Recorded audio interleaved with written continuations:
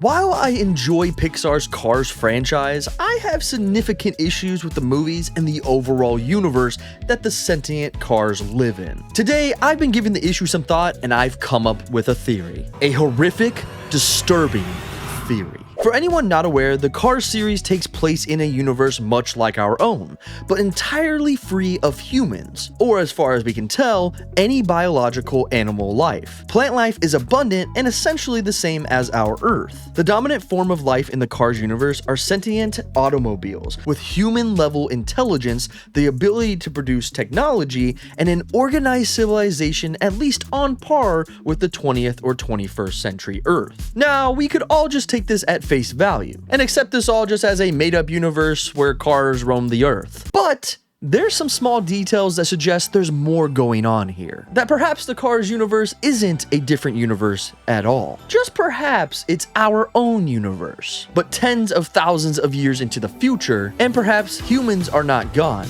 Just very, very different. The main hint is that the cars still retain details like windows, doors, and door handles, which would only be needed if there were beings who would need to open the cars and get inside them. In short, humans. Us. There's also the fact that the cars in Cars all speak known human languages. I love it. We've heard mostly English, but other languages such as Japanese and Italian have come up in Cars properties.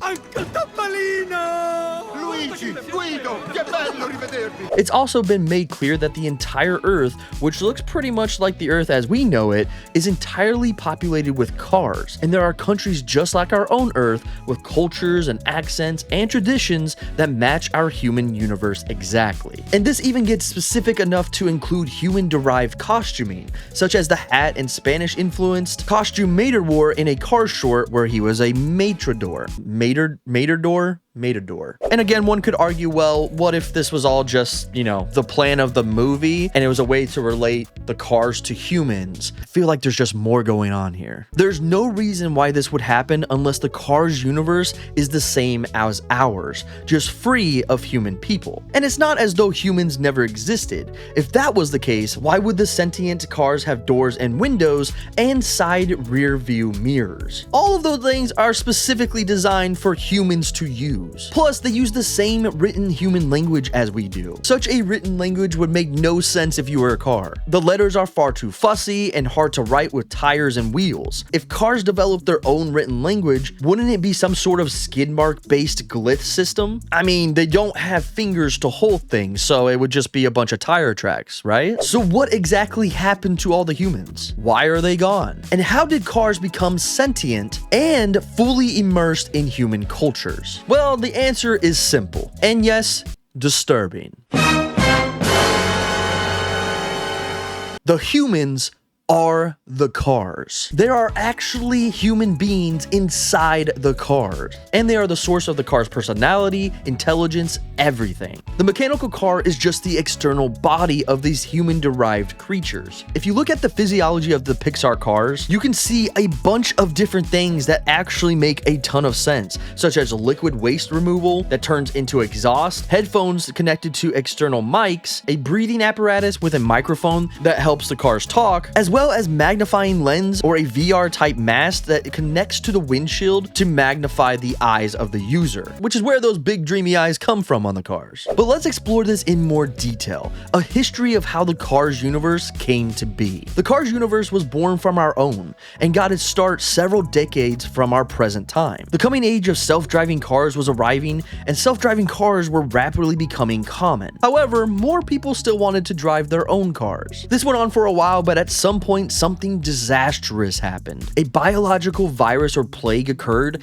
and killed off the vast majority of people and animal life. Whatever killed off most of the people must have made outdoor life still dangerous for animal life, so the surviving humans began to spend more and more time in their cars. Eventually, cybernetic interfaces between humans and cars were developed, setting the path of human automotive evolution down a whole new avenue. As time went on, the symbiotic relationship between man and car grew even stronger. however. Cars became bodies to house the humans within, keeping them safe but closed off to the world. Genetic engineering was used, along with artificial amniotic vats, which are a pair of thin, tough, transparent membranes that surround and cushion a developing embryo and fetus, which help them to produce new humans. Eventually, automated robotic factories to produce cars were built, and human babies were produced in amniotic vats, and then directly embedded within an automotive exoskeleton or body. Nothing creepy about this at all.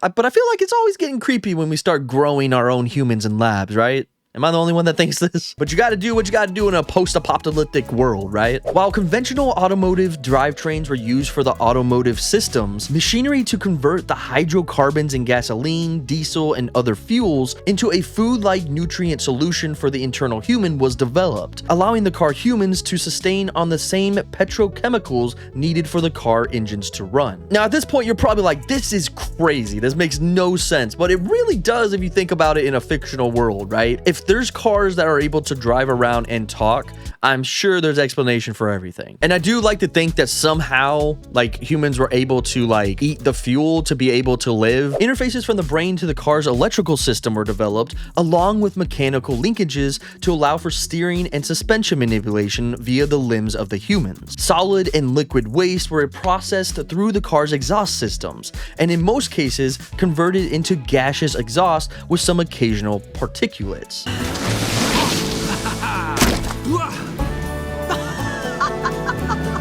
Whoa, whoa, where'd that come from? Ew.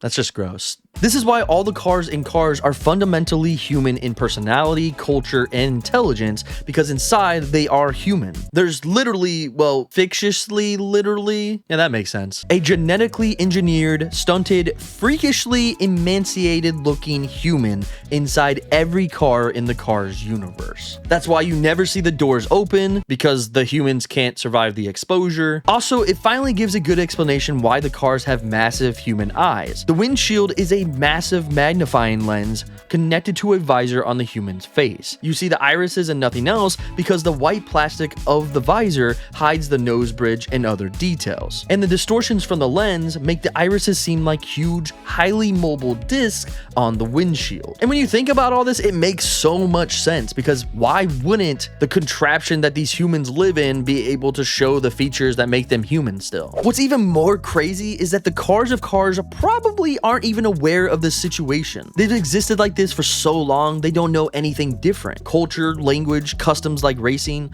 all of it is driven by memory fragments from what's left of the collective human consciousness, driving the cars to live like the human ancestors did millennia ago. They are no more aware of their situation than humans are on their single-celled organism ancestors. Unless they are a new evolutionary species and cars began to grow their own organs somehow and ended up eating their own drivers and becoming the humans that once controlled them. I mean, that also seems plausible and maybe a theory for another video. So there you have it, the one theory about the Cars universe that explains everything: where the humans went, where and when Cars takes place, why the Cars have this exact same human culture, languages, writing, and traditions. And the answer is because the Cars are humans, but humans inside the cars. Please tell me you were with me through this whole video, because it makes sense, at least in my brain. But do you think this theory is true? Does this actually answer where the cars come from, or what the cars actually are in the Pixar universe? Let me know down in the comments below what you think, and check out this video right here, because if you enjoyed this theory, you'll probably enjoy this video as well. And I will see you over there. Bye-bye.